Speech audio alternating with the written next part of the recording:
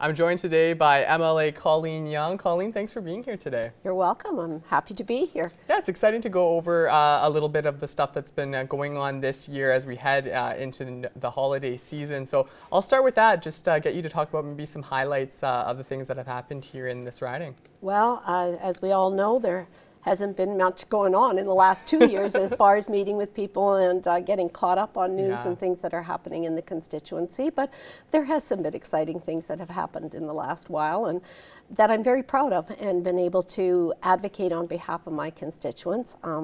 One of the things, the big one, was last year was the completion of Highway 21 North.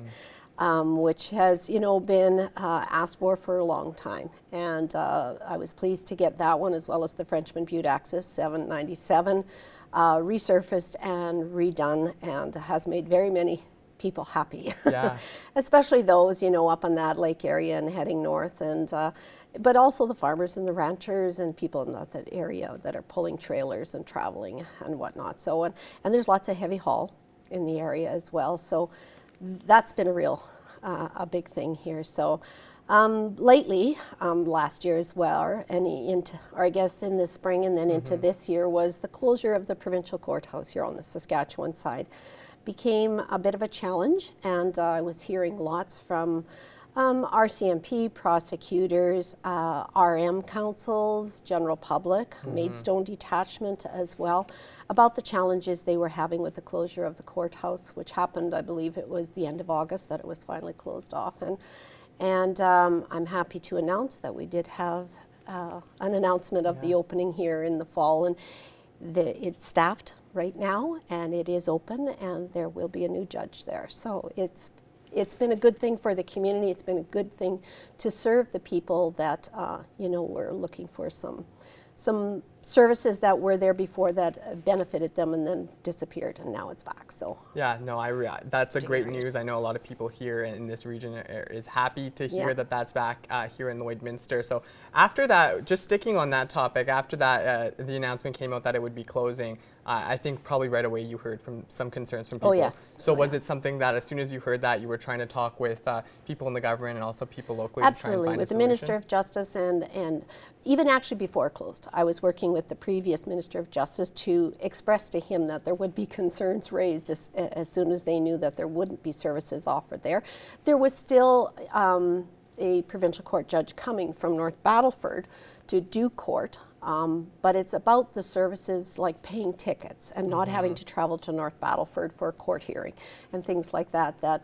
Or even with the RCMP having to transport prisoners and sit and wait in court in North Battleford, which take them out of their jurisdiction where they're supposed to be trying to do their job in providing public safety, and prosecutors traveling back and forth. So it was an issue for the general public and for those providing those court services as well. So I want to talk about healthcare now. I think it's a concern across Saskatchewan, across Alberta as well, and I think Lloydminster is in a unique position being on the border as well. So can you talk a little bit about maybe the work that's going into healthcare and ambulance as well in this area? Well, the ambulance services, of course, as we know now, is Medivie West is operating on the Alberta side, and WPD is still providing services on the Saskatchewan side.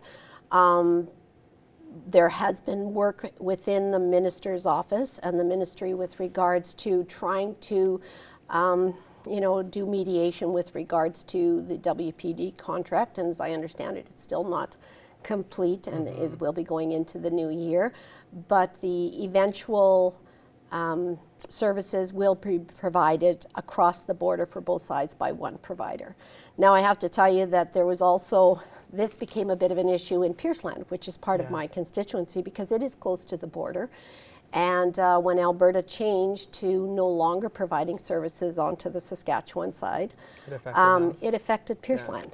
But I was up there and met with a lot of people and listened to their concerns and have been able to work with the minister on getting an ambulance service up there. So they do have a full-time ambulance service now, and they've actually set up a point there and a bay there That's good to hear. Yes. That's awesome. So I want to shift over a little bit to Western alienation as well. I know in Alberta there's a lot of talk across the country about their Sovereignty Act. And absolutely. Saskatchewan has something that's not the same thing, but it's a little bit similar, the Saskatchewan First Act. I'll get you to just talk a little bit maybe about your thoughts on that issue and maybe the work that the Saskatchewan party government is doing on that front. Well, our work began actually long before Alberta did, and before COVID actually. We were into discussions because, as we know, the oil industry was a huge target, and our natural resources, our natural gas as well, was a huge target by the federal government with the Bill C-69 and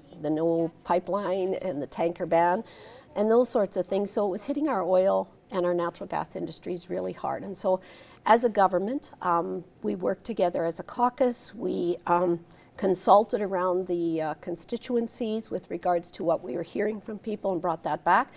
And it was actually the constituency of Lloydminster that brought forth the policy and the recommendation to put something forward to express to the federal government that within the Constitution we actually already have the right to control our own economy, to control our own natural resources and our property rights of our citizens.